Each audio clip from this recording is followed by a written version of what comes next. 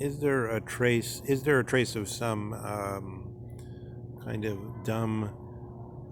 corpulence in Zizek's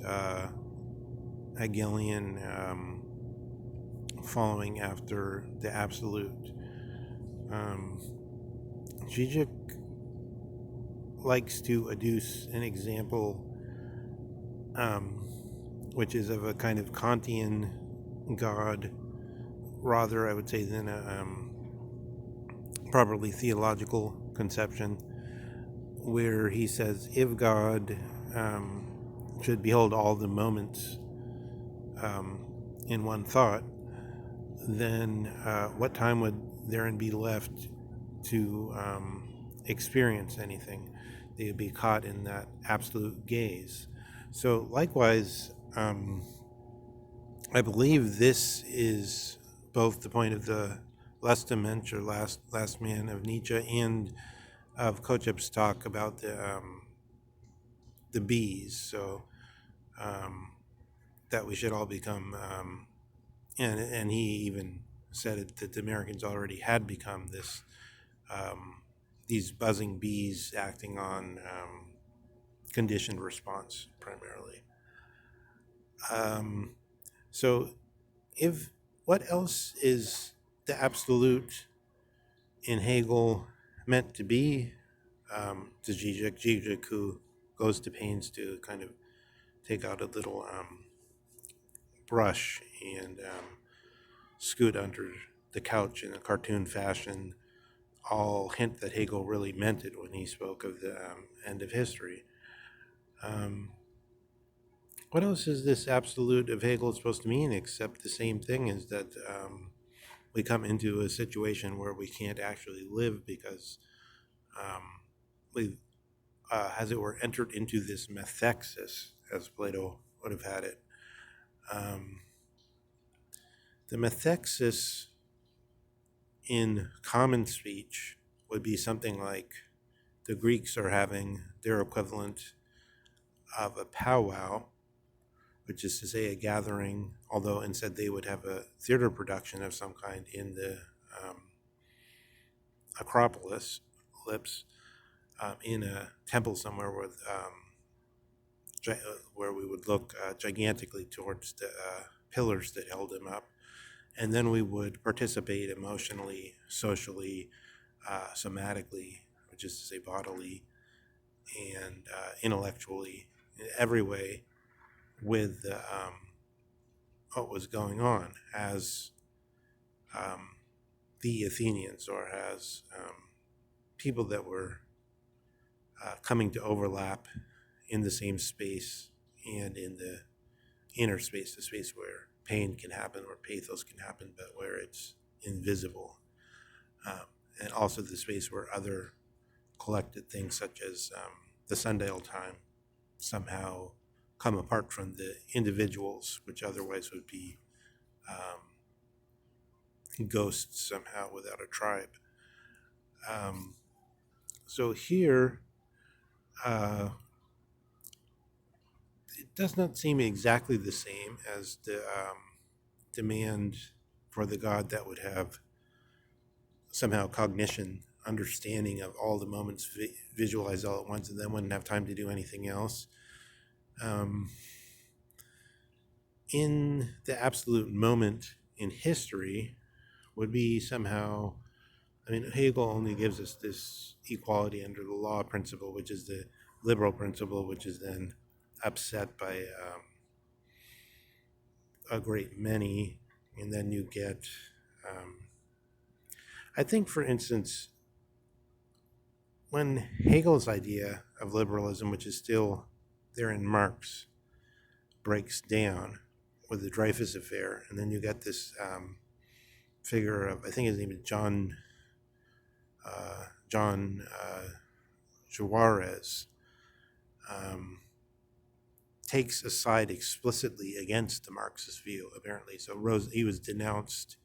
by his, in some way, colleague, Rosa Luxemburg, who said something like, Juarez is the der grosse uh, Verdun bonds. Um, Verdun,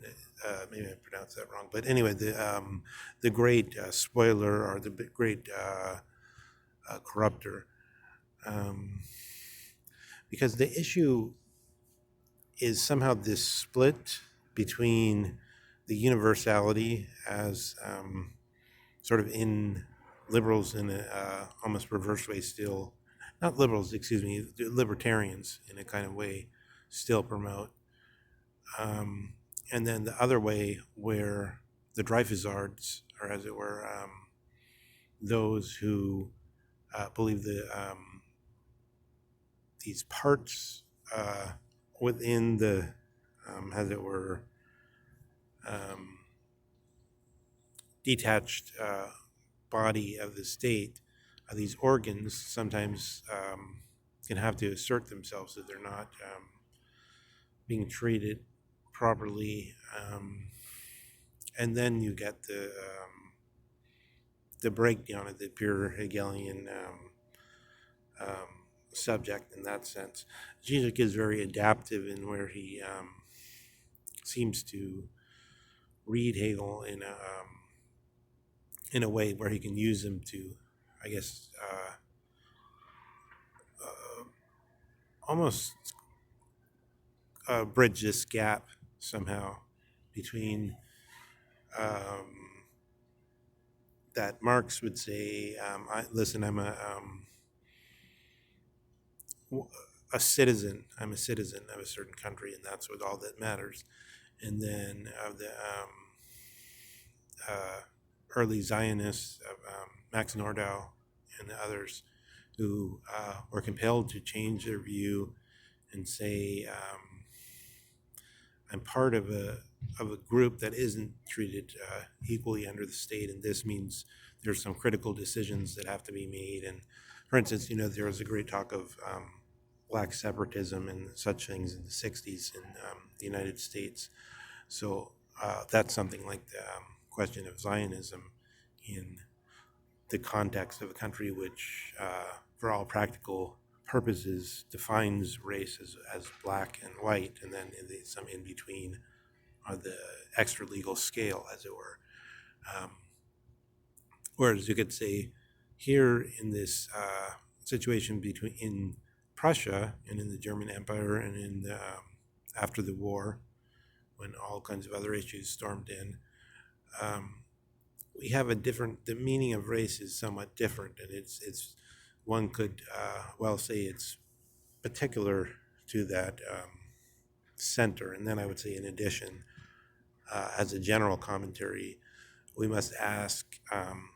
is the United States notion of race now being broadcast planetarily in a way that it is become more and more necessary for anyone who wants to resist it to make a series of arguments and so on, and overcome the general force of the American, specifically American conception of race in connection to the antebellum South and so on. So I suppose I'll end this reflection just by asking, have the people that have studied Zizek closely, what would they say with respect to this dodging of Zizek constantly dodging Hegel's word that the history has ended, and also the sense that history ending would seem to be an absolute, much like the analogy with God who is envisaging all the moments at once and therefore couldn't really live, or would therefore become this conditioned response animal or bee or so.